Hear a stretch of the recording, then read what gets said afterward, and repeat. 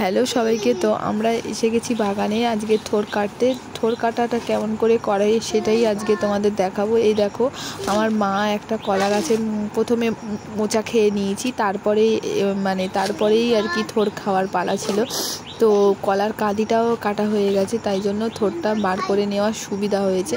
তার কারণ কলার কাঁদিটা থাকলে তখন আর থোড় খাওয়ার কথা ভাবা যেত না। যেহেতু কলার কাঁদি কেটে নিয়েছি সেহেতু থোড়টাও বার করা হয়ে গেছে। তো থোড় কেটে নিয়ে চলে এসেছি। তো তারপরে থোড় কাটার পরে সেগুলোকে থোড়টাকে এবার ওই কুচি কুচি করে কাটাটাও খুব শক্তকর ব্যাপার। তার কারণ হচ্ছে সব সময় সুন্দর করে থোড় কাটা যায় না। আর থোড় যদি কচি না হয় তাহলে সেই থোড় খেতে কিন্তু ভালোও লাগবে না। তো থোড় হচ্ছে এইভাবে করে কেটে নিতে হয়। দেখো, আমি তোমাদের খেয়েও দিচ্ছি। একটা করে স্লাইস কাটার পরে হাতে ঘুরিয়ে নিতে হয়।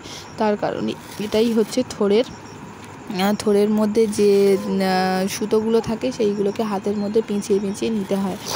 তো এখানে আমি থোড় পেঁচিয়ে নিচ্ছি।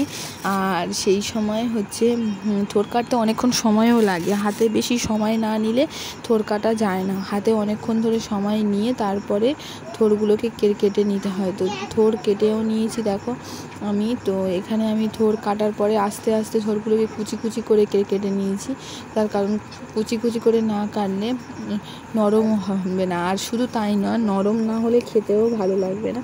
তো আমি এখানে থোড় কেটে কুচে করে অনেকটা জিনিস, সেই জন্য অনেকক্ষণ সময়ও লাগে, তাই আমি করে নিচ্ছি আস্তে আস্তে। তো এই থোড় কাটার পরে আমি আগে জল দিয়ে ভালো করে ধুয়েও নেবো।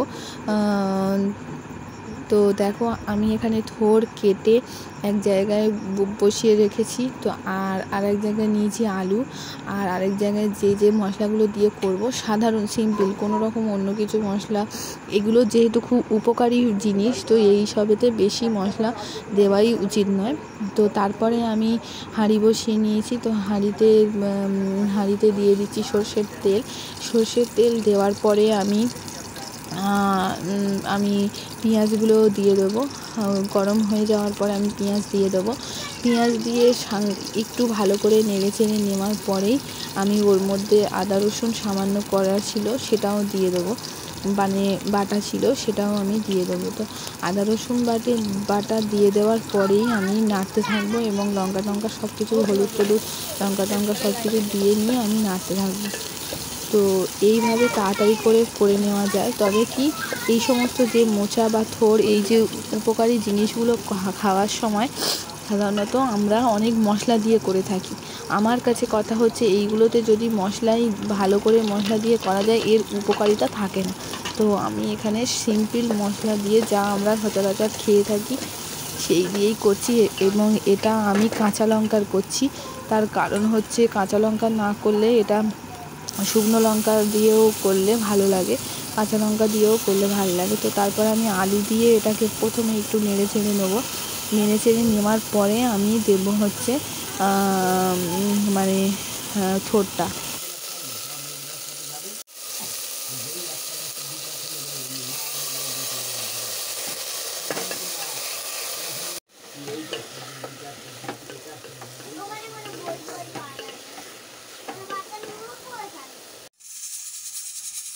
তো দেখো, আমাদের থোড় রান্না কমপ্লিট। তো কেমন লাগলো তোমরা সবাই জানিও। টাটা।